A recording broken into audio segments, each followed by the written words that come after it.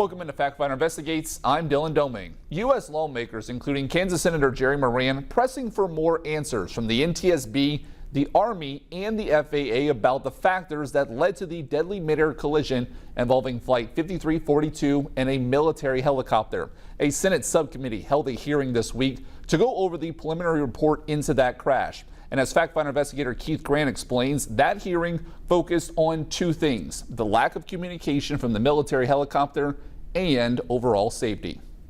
On Thursday, the NTSB telling senators that in the fleet where the Black Hawk in the mid-air collision was based, it's common for helicopters to turn off ADSB out.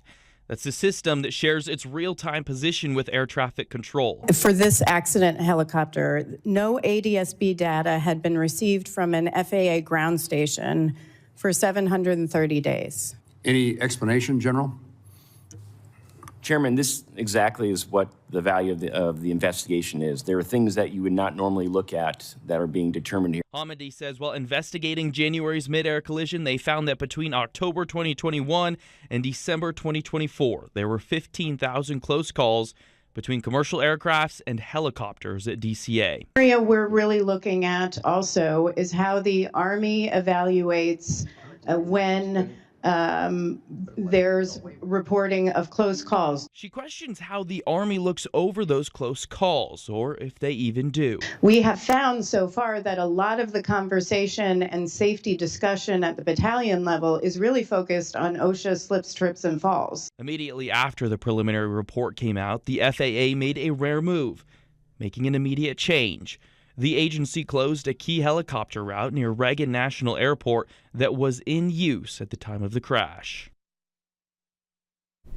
And the NTSB also notes that airplanes and helicopters are not required to have ADSB in, which is a system that's different from ADSB out that lets aircraft communicate with each other. The NTSB has advocated for those mandates for decades. The Sedgwick County Sheriff's Office needing your help to solve a cold case. It's trying to solve the murder of 19-year-old Wichitan Michael J. Fowler, who was found shot to death back in 1988. Tonight, Factfinder investigator Rachel Hallam has new details from the Sheriff's Office. September 14th, 1988.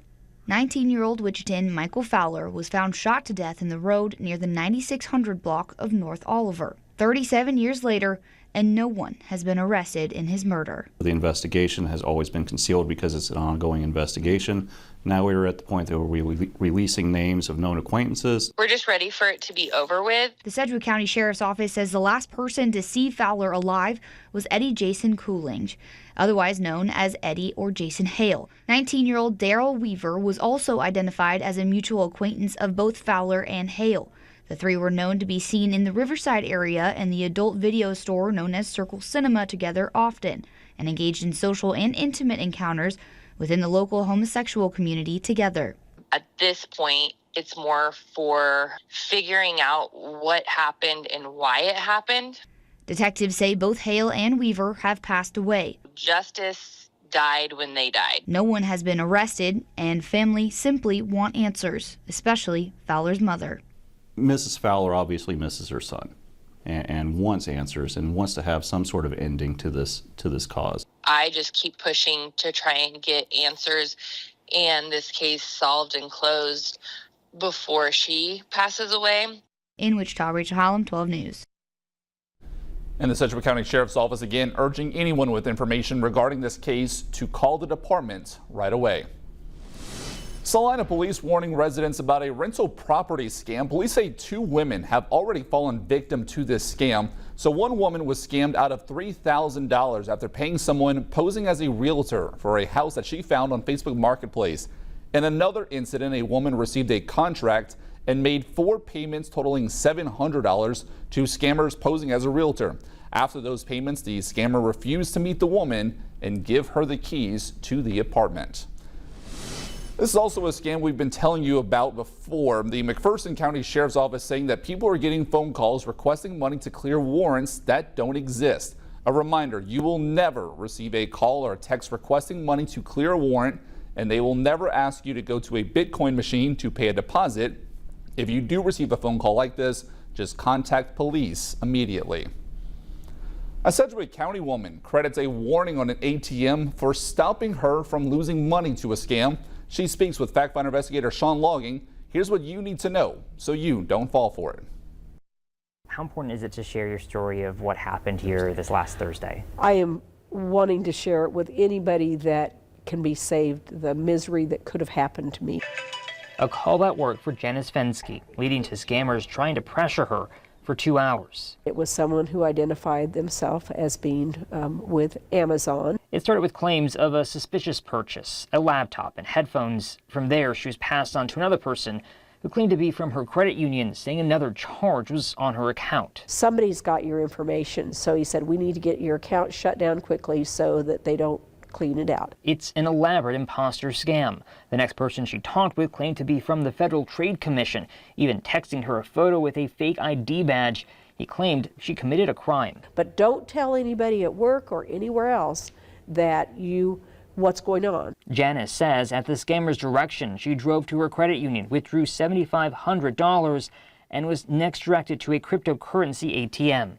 I said, I have the money in my hand, it is secure, and I am not opening a Bitcoin account. Janice says after more calls and threats, she walked inside and got in front of the ATM. The guy's going, are you in front of that machine yet? There, Janice says she noticed the warning stickers. Warning if someone claimed to be from the government, federal, state, or local law enforcement directing you to transfer money through a crypto ATM, it's a scam. The light was on. It was like done. It says call the police.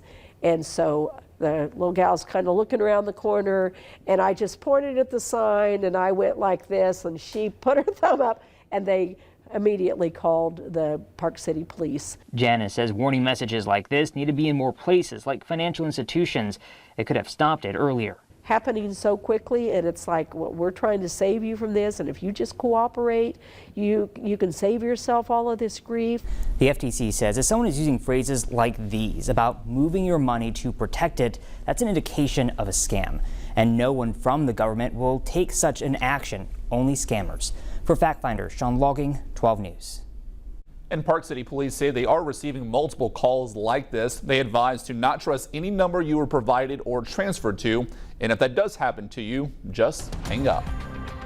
So to come here on Factfinder Investigates False Confessions. Years after a wrongful conviction for murder, one advocate says she wants change for how police question suspects.